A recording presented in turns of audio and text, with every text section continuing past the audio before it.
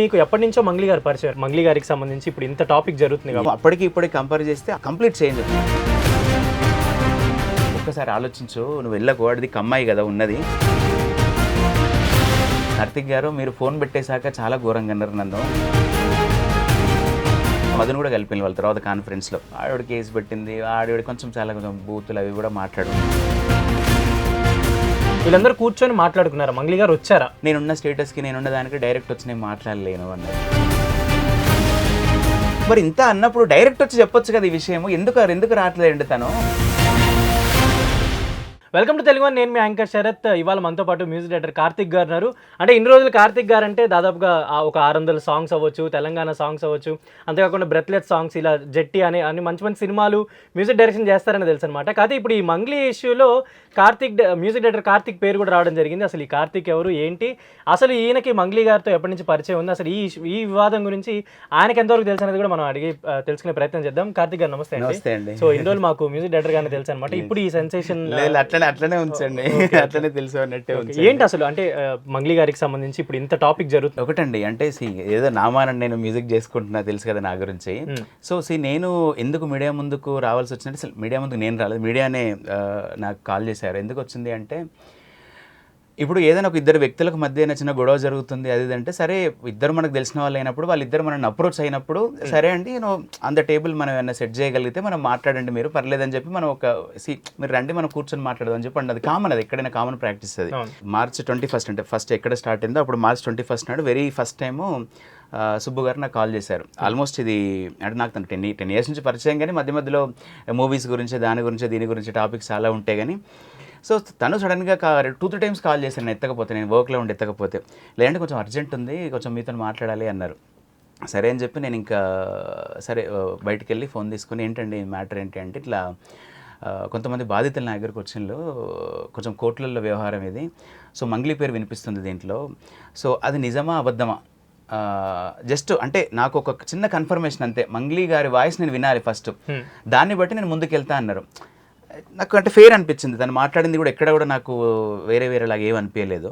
So వెంటనే నేను ఒక పని చేస్తే, నేను మీకు నెంబర్స్ ఎక్స్చేంజ్ చేస్తే ఒకరి వరకు నేను మంగ్లీని అడిగి, ఒకసారి నేను తన నెంబర్ నీకు, నీ నెంబర్ తనకి ఎక్స్చేంజ్ చేస్తే మీకు ఓకేనా అంటే, అట్లా వద్దండి ఒకసారి మీరు మాట్లాడండి అన్నారు.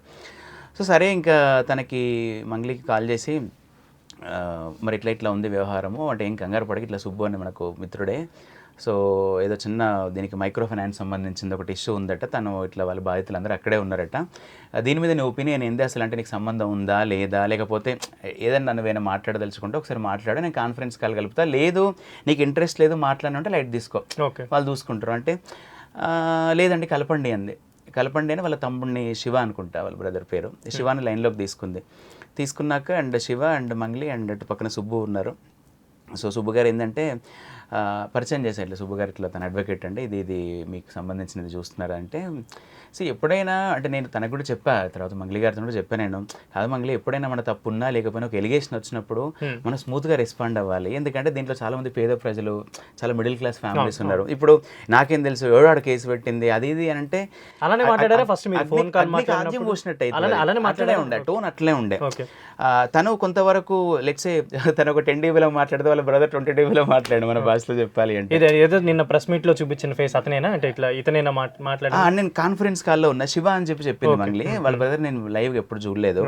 అంటే అక్కడ ఏంటంటే ఒక అడ్వకేట్ ఫోన్ చేసినప్పుడు ఒకటంటే, నాకు మంగ్లీ ఎప్పటి నుంచో తెలుసు, సుబ్బు గారు ఎప్పటి నుంచో తెలుసు, సో ఏదైనా నా వల్ల ఏదైనా వీళ్ళకి ఏమన్నా అంటే అట్లీస్ట్ అంటే సమస్య సాల్వ్ అవుతుందేమో, ఒక క్లారిటీ వస్తుందేమో అని చెప్పి మాత్రమే నేను కాన్ఫరెన్స్ కాల్ వీళ్ళ పర్మిషన్ తీసుకునే కలిపినా. నేను కలిపినాక లేదండి తప్పు, దీనికి నాకు ఏం సంబంధం లేదు, అసలు కేసు పెట్టిన లెవెల్లో నాకు తెలియదు, నేను ఒకసారి మాట్లాడతా, లేదు అంటే నాకు ఇంట్రెస్ట్ లేదంటే అయిపోయాయి అక్కడికి.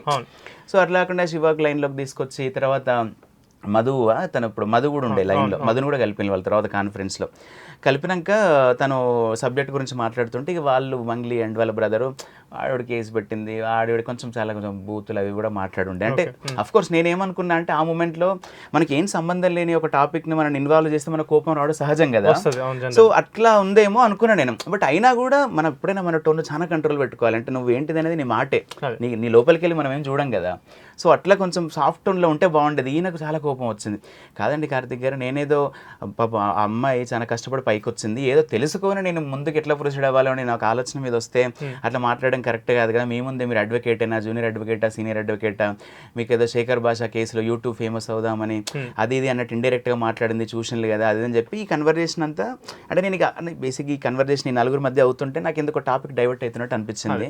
నేను బయటకు వచ్చినాక తర్వాత మళ్ళీ సుబ్బు గారు కాల్ చేసి చెప్పారనమాట, కార్తిక్ గారు మీరు మంచి చేద్దామనే చూసినలు కానీ వాళ్ళు వేరే రకంగా మాట్లాడుతున్నారు, నా ఉనికిని ప్రశ్నిస్తున్నారు, నా ఇంటిగ్రిటీని ప్రశ్నిస్తున్నారు, అసలు నా వృత్తిని ప్రశ్నిస్తున్నారు వాళ్ళు, ఇట్లా ఇట్లా జరిగింది, ఆ యూట్యూబ్ నుంచి వచ్చినావు అదేంది ఇదేందని ఏదో మాట్లాడుతున్నారు. ఇప్పుడు అయితే ఏదైతే మీరు కాన్ఫరెన్స్ కలిపారు, మంగ్లీ గారు మీకు ఒక పక్క పరిచయం అండ్ సుబ్బారావు గారు మీకు ఒక పరిచయం, ఈ ఏదైతే అలిగేషన్ వచ్చిందో ఎవరైతే బాధితులు వచ్చి మాకు ఇలా ఫైనాన్స్ దాంట్లో ఇబ్బంది అదంతా వచ్చినప్పుడు ఈ మంగ్లీ వాళ్ళ తమ్ముడు వీళ్ళందరూ వచ్చి ఏమన్నా కూర్చొని ఏమన్నా మాట్లాడుకున్నారు దీనికి సంబంధించి? ఇప్పుడు ఏదైతే అప్రోచ్ ఏదైతే అయింది అయిన సుబ్బు గారి తరపు నుంచి వీళ్ళందరూ కూర్చొని మాట్లాడుకున్నారు, మంగ్లీ గారు వచ్చారా? అది యాక్చువల్లీ ఏంటంటే నేను ఇక్కడ లేనండి అప్పుడు, అంటే ఈ టాపిక్ జరిగినప్పుడు నేను విజయవాడలో ఉన్నా. సో విజయవాడ నుంచి అంటే ఫస్ట్ తను కాల్ చేసి విజయవాడ ఉన్నప్పుడు కాల్ చేశారు సుబ్బు. సో సుబ్బు గారు కాల్ చేశాక తర్వాత మంగ్లీతో మాట్లాడాక నేను ఏమనుకున్నా, ఇంకా కాల్ నేను కట్ చేశాక వీళ్ళు చూసుకుంటారులే అనుకున్నా నేను. కాన్ఫరెన్స్ కాల్ వాట్సాప్లో అందరి నెంబర్స్ అందరికి ఉంటాయి కదా, సో వీళ్ళు చూసుకుంటారులే అనుకున్నా. కట్ చేస్తే ఒక 1/2 అవర్ 1 అవర్ తర్వాత మంగ్లీ గారు నాకు కాల్ చేశారనమాట, కార్తిక్ గారు ప్లీజ్ మీరు ఏదో ఒకటి చేయండి, తను ప్రెస్ మీట్కి వెళ్తున్నారట, అసలు మాకేం సంబంధం లేదండి. మరి సంబంధం లేనప్పుడు ప్రెస్ మీట్కి వెళ్తే అదే నేను అదే ప్రెస్ మీట్కి వెళ్ళని అమ్మాయి ఏమున్నది దాంట్లో అంటే, లేదండి కొంచెం ప్రెస్ మీట్కి వెళ్తే వాళ్ళు వేరే ఏదో అన్ని లాగుతారు, మొన్నటిదాకా మా హిందీ పాటకు సంబంధించిన దాంట్లో ఉరుక్కున్న తర్వాత డ్రగ్స్ దాంట్లో మా ఫాదర్ హెల్త్ బాగాలేదు, తను చాలా హెల్త్ పొజిషన్ కూడా బాగాలేదు, ఇప్పుడు ఈ మూమెంట్లో అంటే నా గురించి మళ్ళీ బ్యాడ్గా వస్తే ఇంకా తట్టుకోలేరు, అది ఇది మీరు మాట్లాడండి అంటే నేను సుబ్బుకి కాల్ చేశాను, ఒక్కసారి ఆలోచించు, నువ్వు వెళ్ళకు, వాడిది కమ్మాయి కదా ఉన్నది, మంచిగా చూడడం మనకు తెలియదు కదా, అది ఇది ఒక్కసారి ఆలోచించు అని చెప్పిన. కార్తిక్ గారు మీరు ఫోన్ పెట్టేశాక చాలా ఘోరంగా అన్నారు నన్ను, నేను చాలా బాధపడ్డా, నేను వాళ్ళు అన్న మాటలకు ఇప్పుడు నా వృత్తిని అవమానించను, నన్ను అవమానించను, నేను ఏదో మేలు చేద్దామని చూసిన, మళ్ళీ మీరంటే నాకు రెస్పెక్ట్ కాబట్టి మీ ద్వారా నేను అప్రోచ్ అయ్యాను. నేను అది అన్నాక నాకు ఏం మాట్లాడాలో అర్థం కాలేదు. మరి నువ్వేం ఎక్స్పెక్ట్ చేస్తున్నావు అని అడిగితే తను ఇప్పుడు ఇంత అంది కదండి, నాకు అట్లీస్ట్ ఒక సారీ చెప్పి తను దీనికి దానికి సంబంధం ఏందో ఒక వివరణ ఇస్తే చాలు నాకు అని అన్నది. అంటే మరి వివరణ ఎక్కడ ఇవ్వాలి, మరి నేను లేను అంటే మీరు వచ్చేదాకా నేను వెయిట్ చేస్తాను, మీ ఆఫీస్లో మీటింగ్ పెడదాం అన్నాడు ఆయన. మరి నేను రావడానికి 6-7 అవుతుంది, నేను అంటే విజయవాడ నుంచి రావాలంటే 4-5 అవర్స్ పడుతుంది కదా అన్నాక సేమ్ ఇదే విషయం నేను మంగ్లీకి చెప్పాను, మరి ఇట్లా అంటున్నారు, వాళ్ళని రాగలుగుతావు నువ్వు, మీ వాళ్ళని తీసుకుని రాగలుగుతా అంటే వాళ్ళు అటువైపు వాళ్ళు తీసుకుని వస్తారు, అంటే వాళ్ళ బాధితులు అందరూ తీసుకుని వస్తారు, అసలు నీకు సంబంధం ఉంటే ఉన్నదని చెప్పు, లేదని చెప్పు, ఉంటే ఒకవేళ నీకు తెలుసున్నదా తెలియకుండా ఉన్నదా, కొంతమంది ఏంటి మాయ మాటలు చెప్పి కూడా ఇరికిస్తారు నిన్ను, ఇది కామన్ అది ఏంటంటే క్లియర్గా చెప్పు అంటే, నేనున్న స్టేటస్కి నేనున్న దానికి డైరెక్ట్ వచ్చి నేను మాట్లాడలేను అన్నది.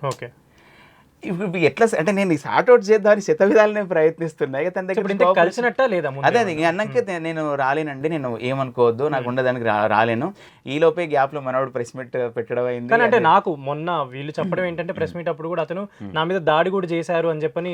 అది దాడి అంటే దాడి కాదండి, అది అంటే నాకు తెలిసినంత వరకు ఏంటిది అంటే వాళ్ళందరూ ఈవినింగ్ మన దగ్గరే కలవాలి, ఈవినింగ్ మన దగ్గరే 6 o'clock అనుకున్నాం, 8 o'clock అనుకున్నాము, బట్ వాళ్ళు రానన్నారు, ఇది మంగ్లీ తరపున వాళ్ళు రానన్నారు.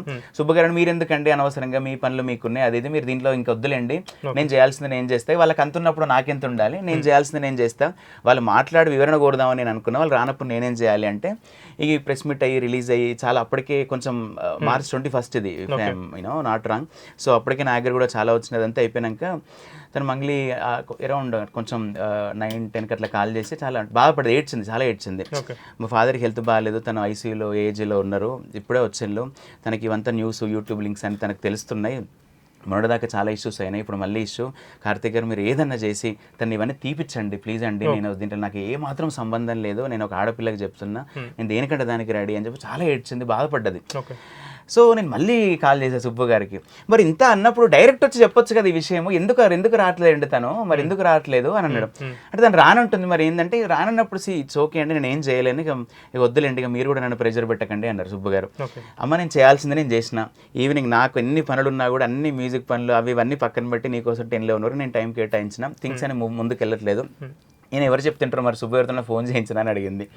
అడిగితే మరి నాకు సుబ్బు గారు అయితే త్రూ నాగేశ్వరరావు పూజారి గారు ఉంటారు, 10 ఏళ్ళ కింద మన కింద 405 ఆఫీస్లో ఉండే, అక్కడ నాకు పరిచయం, అక్కడి నుంచి సరే మా ఫ్రెండ్షిప్ అట్లా పెరిగింది, మేబీ ఆయన చెప్తే వినొచ్చు అని చెప్పి సుబ్బు మన నాగేశ్వరరావు పూజారి గారి నెంబర్ పంపిస్తే ఆయన లిఫ్ట్ చేయలేదు, లిఫ్ట్ చేయకపోతే మళ్ళీ నేను పర్సనల్గా 11:30 12కి అట్లా కాల్ చేసి సార్ ఇట్లా మంగ్లీ ఇది ఒకటి ఇష్యూ ఉంది ఏదో సంథింగ్ అది, సో చిన్న సెటిల్మెంట్ అది వాళ్ళు వస్తారు వీళ్ళు వస్తారు, కొంచెం మీరు మీడియేషన్ అది ఇది చేయండి అంటే మంగ్లీ వాళ్ళు రానంటున్నారు, బట్ మరి మీరు ఏదో ఒకటి సుబ్బుతోనే ఏమైనా చెప్పి మరి సార్ట్ అవుట్ చేస్తారు, మరి చూడండి ఒకసారి. మంగ్లీ పాపం రిక్వెస్ట్ చేస్తుంది, ప్రాధాయపడుతుంది. అదేనంటే సరే మరి ఎర్లీ మార్నింగ్ 8 o'clockకి ఓకేనా మీటింగ్ అన్నారు ఆయన. ఏది మన దగ్గర అయిపోయినాక నైట్ అంతే అరౌండ్ 12 వరకు జరిగింది. ఎర్లీ మార్నింగ్ 8కి ఈ అమ్మాయి మళ్ళీ రాలేదు, నేను రాలేనండి మళ్ళీ రాలేనన్నది. ఇక చాలా కోపం వచ్చింది వాళ్ళకు. ఇక అన్నాక ఇంక చేయాల్సింది ఏం లేదని చెప్పి ఇంక తను పూజారి గారు కూడా అరౌండ్ 7:30 అట్లా కాల్ చేసి, కార్తీక్ నాకు గడ్డం గీసుకోవడానికి కూడా టైం ఉండదు, నాకు ఏడుకు టైం ఉండదు, నాకు క్లయింట్లు ఇంట్లో ఇంత బిజీలో కూడా నేను కేవలం నువ్వు చెప్పినావు అని చెప్పి నేను సరే మీడియేషన్ చేస్తాను ఒప్పుకున్నా, వాళ్ళు రాకపోతే నేనేం చేయాలి అని చెప్పి 1-2 hours. మీడియేషన్ అంటే ఇప్పుడు అంటే సంబంధం ఉన్నట్టా లేనట్టా మీడియేషన్ అంటే అసలు ఈ పార్టీ ఆ పార్టీ ఉండి డైరెక్ట్ 1-on-1 మాట్లాడితే అది తప్ప ఒప్ప అక్కడే తెలుస్తుంది కదా. అంటే ఆయన నాగేశ్వరరావు గారు ప్రెస్ మీట్ పెట్టి ఆవిడకి ఏం సంబంధం లేదని కూడా ఇప్పుడు అది మార్నింగ్ 8 o'clock మిస్ అయిన మీటింగ్ 10-10:30కి అరౌండ్ 11 o'clock అయిందండి. వచ్చింది అందరూ అందరూ వచ్చింది అందరూ కలిసిండ్రు. మంగ్లీ గారు వచ్చారు, అందరు మంగ్లీ వచ్చింది అండ్ మన వేణు గారు అండ్ సురేష్ బొబ్బులి గారు అందరూ వచ్చిండ్రు. ఇంకా కొంతమంది బాధితులు వాళ్ళు వీళ్ళు వచ్చిండ్రు. ఆ టైంకి మళ్ళీ మంగ్లీ నాకు కాల్ చేసింది, ఒకసారి మీరు కూడా రండి, ఎందుకంటే మీకు సుబ్బు గారు ఇట్లా పరిచయం కదా అది అంటే, నేను వేరే దగ్గర ఉన్నామా కొంచెం లేట్ అవుతుంది అది అన్నట్టుగా నేను రాలేదు, అక్కడికి వెళ్ళలేదు. ఇక ఆ రూమ్ లో 4 గోడల మధ్య ఏం జరిగిందో మనకు తెలియదు. కానీ అంటే ఆయన మీద అడ్వకేట్ ఆయన ప్రెస్ మీట్ లో కూడా చెప్పడం జరిగింది ఏంటంటే నా మీద దాడి జరిగింది అక్కడ అనే ఒక మాట అయితే మెన్షన్ చేశారు. అనేది అది మాటల పరంగానా లేకపోతే ఫిజికల్ గా అనేది కూడా చెప్పలేదు. దాడి జరిగి ఉండకపోవచ్చు, ఎందుకంటే అక్కడ అన్ని సీసీ కెమెరాస్ ఉంటాయి. ఫస్ట్ ఏది మన పూజారి గారి ఆఫీస్ లో మొత్తం ఎవ్రీథింగ్ బిల్డింగ్ అంతా. ఇంకొకటి దాడి జరిగితే ఫస్ట్ థింగ్ ఏంటంటే అక్కడ వీళ్ళు ఒక్కరే లేరు కదా, ఇప్పుడు తన అంటే చాలా మంది అడ్వకేట్స్ ఉంటారు, వేరే వాళ్ళు ఉంటారు, వేరే దాడి జరగకపోవచ్చు కానీ పరస్పరంగా దూషణలు అయి ఉండొచ్చు.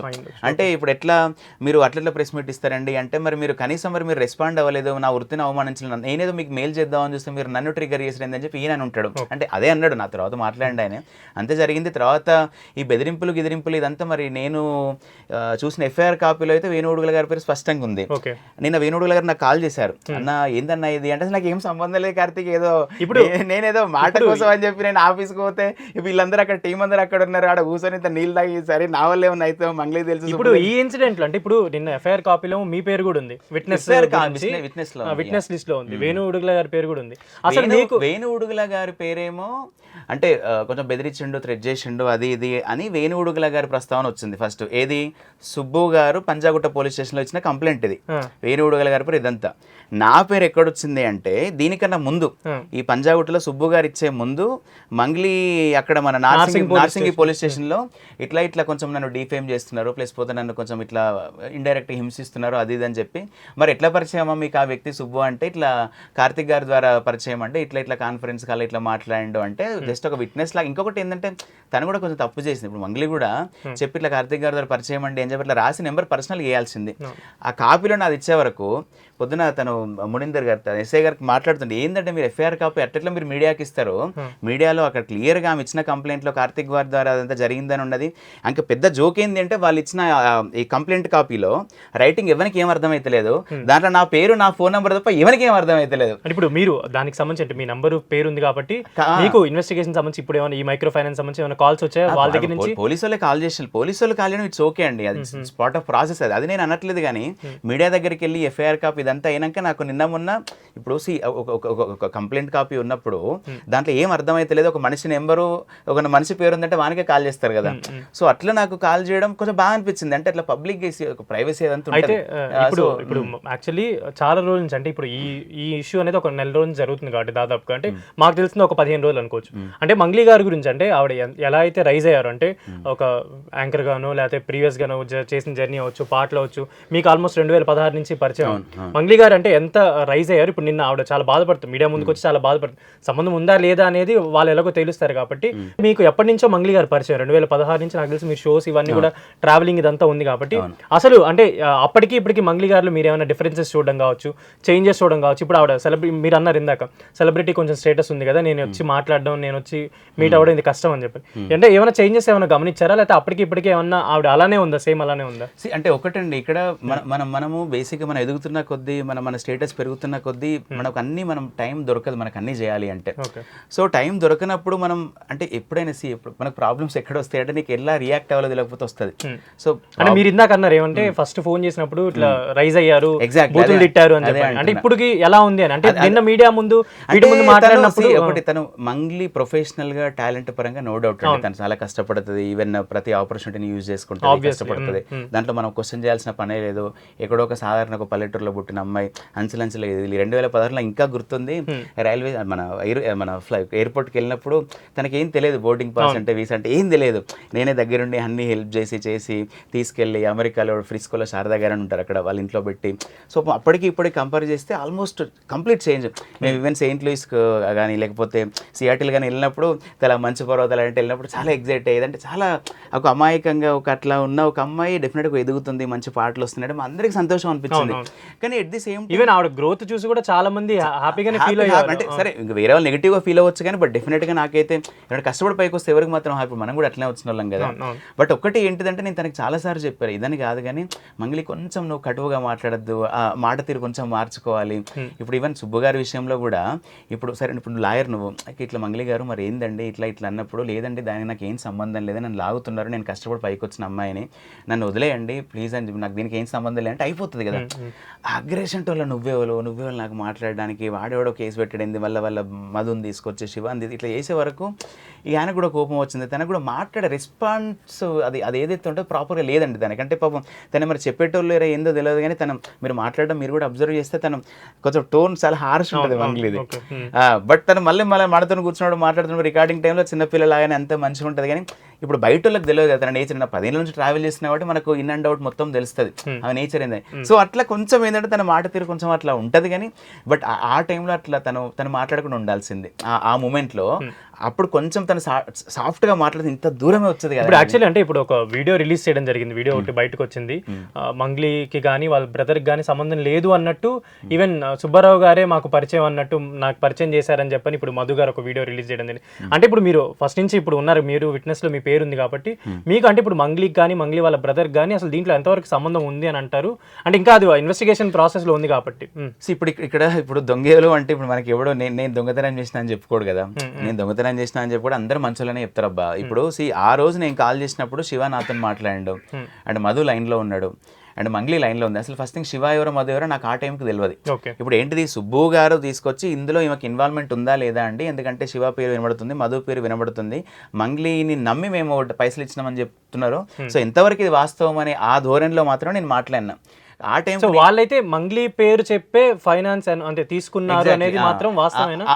వాళ్ళు అనేది అదే సెలబ్రిటీ మంగ్లీ నేను పర్సనల్ కూడా అడిగిన తర్వాత అసలు నీకు దీంట్లో సంబంధం ఉందా ఏంది అంటే, కార్తిక్ గారు నాకు ఏం సంబంధం లేదండి, నిజంగా నాకేం సంబంధం లేదు, ఇప్పుడు ఎవరో పేరు చెప్పుకుని ఎవరో డబ్బులు వసూలు చేస్తే నేనైతే దానికి రెస్పాన్సిబుల్ ఉంటా అని నా వర్షనం. సరే డెఫినెట్ గా అది కరెక్టే, కానీ అంటే బాధితులు మాత్రం ఇప్పుడు అదే బాధితులు ఏమంటారు మంగ్లీ వాళ్ళ బ్రదర్ ఈ మధు వీళ్ళందరూ కలిసిన ఫోటోలు కూడా చూపిస్తారు. అది బాధితులు ఏమంటారు అంటే, ఇప్పుడు ముఖేష్ అంబానీ వచ్చి డైరెక్ట్ రిలయన్స్ మార్ట్లో కూరగాయలు అమ్మాడు కదా, వాళ్ళు ఎంప్లాయీలు అమ్ముతారు కదా. సో ముఖేష్ అంబానీ సంస్థల ఆయన ఎంప్లాయీస్, ఆయన నియమించుకున్న ఎంప్లాయీలు ఏం చేసినా కూడా అది కంపెనీకి ఎఫెక్ట్ అయ్యేది. సో అట్లనే మంగ్లీ వాళ్ళ సొంత తమ్ముడు కాబట్టి మంగ్లీ వాళ్ళ రిలేటివ్స్ వాళ్ళ సిస్టర్ దగ్గర అంటే మనం మాట్లాడొద్దు కానీ సంథింగ్ ఏదో అది ఉంది కాబట్టి, సో వాళ్ళకి సంబంధించిన వాళ్ళే మాట్లాడుతున్నారు, వాళ్ళని మేము చూసినాము, వాళ్ళ మాట తీరు మేము విన్నాము, ఆ మెసేజ్ అదంతా ఉంది కాబట్టి డెఫినెట్ గా మంగ్లీ రెస్పాన్సిబుల్. అంటే మంగ్లీ అనేది పాయింటే, ఇప్పుడు నేను ఎట్లా రెస్పాన్సిబుల్ అయితే నా పేరు చెప్పుకుని వాళ్ళు చేసిన అంటే ఆమె. సో ఇప్పుడు ఇదంతా కావాలంటే నేను నిన్న కూడా వేరే ఇంటర్వ్యూలో కూడా నేను ఒకటేనా, ఇప్పుడు ఇక్కడ మంగ్లీయా సుబ్బువా లేకపోతే వేరే వాళ్ళు కాదు కానీ ఈ దందాలో ఎవరైతే మోసపోయినలో, ఎవరైతే పేద ప్రజలు పైసలు కోల్పోయినలో వాళ్ళకి ఇప్పించే బాధ్యత ఆ వర్షంలో మనం ఉండాలి. సో ఇప్పుడు ఆవిడ నిజంగానే చెప్పినట్టే ఎవరికైతే కష్టం కలిగిందో, ఎవరైతే డబ్బులు మోసపోయారో వాళ్ళకి ఇప్పించే బాధ్యత ఏమో తీసుకుంటానని అన్నారా లేదా? యాక్చువల్లీ ఇది నార్మల్గా నేను అంటే మా డిస్కషన్లో ఉన్నప్పుడు మాత్రం ఈ టాపిక్ రాలేదు. తర్వాత నెక్స్ట్ డే డిస్కషన్లో ఈ టాపిక్ వచ్చింది. ఈ టాపిక్ వచ్చినప్పుడు తను నేను సపోర్ట్ చేస్తా, ఎవరైతే పేద ప్రజల దగ్గర ఎవరైతే పైసలు అవి మోసం జరిగిందో నా పేరు చెప్పి నేను డెఫినెట్గా ముందుండి నేను అంతా చేస్తాంది, తను చేస్తాంది, నాతో కూడా మాట్లాడింది. తర్వాత ఫస్ట్ నుంచి అయితే ఆవిడ అదే మాట ఫస్ట్ నుంచి ఆ రోజు లేదు, ఏదైతే స్టార్టింగ్ ఈ సమస్య ఏదైతే సుబ్బు గారు నాకు వెరీ ఫస్ట్ డే కాల్ చేశారో అదే అంటున్నా నేను. అదే రోజు అదే ఫోన్ కాల్లో కాదండి నాకు దీనికి సంబంధం లేదంటే ఇన్ కేసు నా పేరు చెప్పి గనక ఎవడన్నా పైసలు వసూలు చేస్తే నేనే ముందుండి ఎవరికి జరగాల్సిన న్యాయం వాళ్ళకి చేపిస్తాను ఒక మాట అంటే అయిపోగలదు. ఇదంతా జరగలేదు కాబట్టి ఇంత దూరం వచ్చింది. ఒక మాట అంటే అది రికార్డు ఉండేది. అరే అక్కడ అందరు బాధితులు అందరూ అక్కడే ఉన్నారు ఫోన్లో. అక్కడ ఫోన్లో అందరు బాధితులు ఉన్నప్పుడు అసలు వాడేవాడ పైసలు ఇస్తే నాకు సంబంధం ఏంది, నా పేరు వాడుకుంటే ఏంది, నాకు బాధితులకు ఏమనిపిస్తుంది, అరే మేము మంగ్లీ పేరు చెప్తున్నాయి కదా ఇన్ని లక్షలు ఇచ్చినాము, ఇప్పుడు మరి మంగ్లీ మాకు తెలియదంటే ఇప్పుడు మేము ఎక్కడికి పోవాలని చెప్పి వాళ్ళు 10 మంది వచ్చిన వాళ్ళు నెక్స్ట్ డే 100 మంది వచ్చిన నెక్స్ట్ డే 200 మంది వచ్చిండ్రు అడ్వకేట్ దగ్గరికి. ఇప్పుడు అక్కడే దీనికి నాకు ఏం సంబంధం లేదండి, నిజంగా నేను ఒక అమాయకురాల్ని, ఏదైనా ఉంటుందంటే డెఫినెట్ నేను హెల్ప్ చేస్తా అంటే ఎట్లుండేది.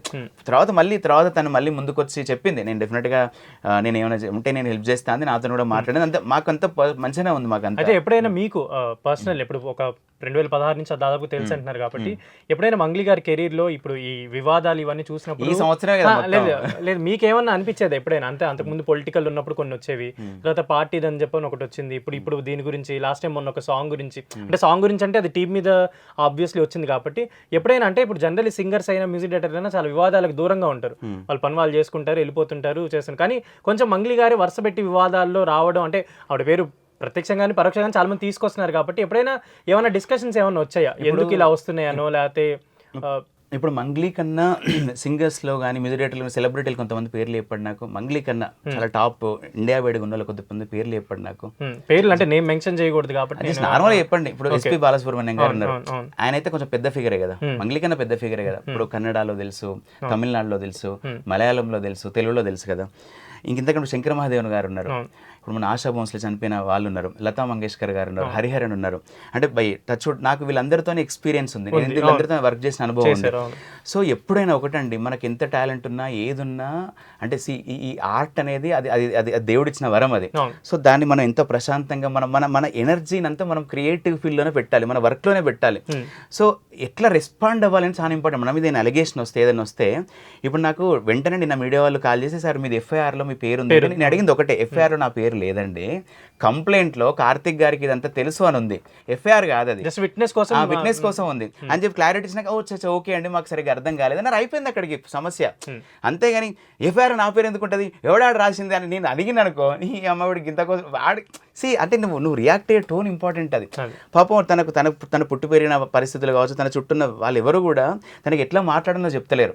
ఇప్పుడు బాలు గారు కానీ పెద్ద వాళ్ళు కానీ ఆ కమ్యూనికేషన్ చాలా ఇంపార్టెంట్ అండి. అది తనకి ఎంత టాలెంట్ ఉన్నా అక్కడే పోతుంది. లాస్ట్ 1.5 ఇయర్స్ ఎందుకు ఇట్లా బ్యాక్ టు బ్యాక్ వస్తున్నది, తను ప్రాపర్ ఒక దగ్గరికి వెళ్ళి మాట్లాడి తనకు ఎక్స్ప్లెయిన్ చేసేంత తనకు అది లేదు.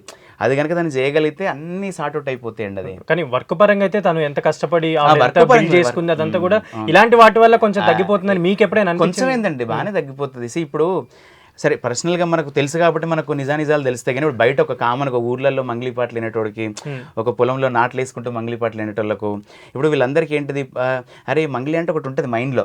ఇవన్నీ ఉండేసరికి మంగ్లీకి ఇట్లా మోసం చేసిందా, అమ్మ అసలు నేను ఎంతో అభిమానించిన ఎంతో వేసినా ఈమెకి ఇట్లా చేసిందా అని చెప్పి వాళ్ళకు ఇది తప్ప ఉప్ప అని తేలాలంటే ఇంక కొన్ని ఏళ్ళు పడుతుంది. బట్ అప్పటిదాకా మైండ్లో ఈమెకు సంబంధించిన అంబిగ్విటీ ఉంటుంది కదా. సో అది అంటే అది ఒక సార్ట్అవుట్ చేసుకొని మాట్లాడే విధానం తెలిస్తే అవన్నీ అయిపోతాయండి. అంటే చాలా మంది మీద వస్తాయి ఇవన్నీ, చాలా మంది పెద్ద వాళ్ళ మీద కూడా వస్తాయి, రాంది ఎవరికి కానీ వాళ్ళు దాన్ని ప్రూవ్ చేసి. మీరు అంటే ఇప్పుడు ఈ బాధితులు ఎవరినైనా మీరు కలిసి వాళ్ళతో ఏమైనా పర్సనల్ అంటే నేను నిన్న కొంతమందిని కలిసినప్పుడు వాళ్ళు కూడా ప్రూఫ్స్ తో సహా చూపిస్తున్నారు ఎంత కట్టారు ఏంటి, అప్పులు తెచ్చి కట్టినవి లోన్లు తెచ్చి కట్టినవి. మీరేమన్నా వాళ్ళతో మాట్లాడడం కానీ ఏదన్నా అంటే మీరు నిన్న కూడా మెన్షన్ చేయడం ఏంటంటే బాధితులకు న్యాయం జరగాలని, మీరు అంటే పర్సనల్లీ అంటే ఆవిడ ఉన్నారా లేదా ఏంటి అసలు మిగతా వాళ్ళు ఎవరెవరు అనేది తర్వాత తెలుస్తుంది కాబట్టి మీరు అంటే బాధితుల తరపున ఏమన్నా మీరు రియాక్ట్ అయినప్పుడు మీకు ఏమనిపించింది? అంటే నేను సుబ్బు గారితో ఒకటే చెప్పానండి, మీరు డైరెక్ట్ అడగొచ్చు. సో సుబ్బు గారి దగ్గర బాధితులందరూ ఉన్నప్పుడు తన కాల్ చేశారు, చేసి అంటే మంగ్లీ గారు రెస్పాండ్ అయిన విధానం బాగాలేదండి, తను నేను ఏదో తెలుసుకుందాం ఏదో మాట్లాడదామంటే తను చాలా రెచ్చగొట్టే వ్యాఖ్యలు చేస్తుంది, చాలా దుర్మార్గంగా మాట్లాడుతుంది. అంటే నేను టాపిక్ ఇది వీళ్ళకి జరగాలి కదా న్యాయం అని మాట్లాడుతుంది వేరే. అంటే నేను ఒకటే అన్నా, ఇప్పుడు మంగ్లీ రెస్పాండ్ అయిందా కాదా అనేది మనకి ఇంపార్టెంట్ కాదు.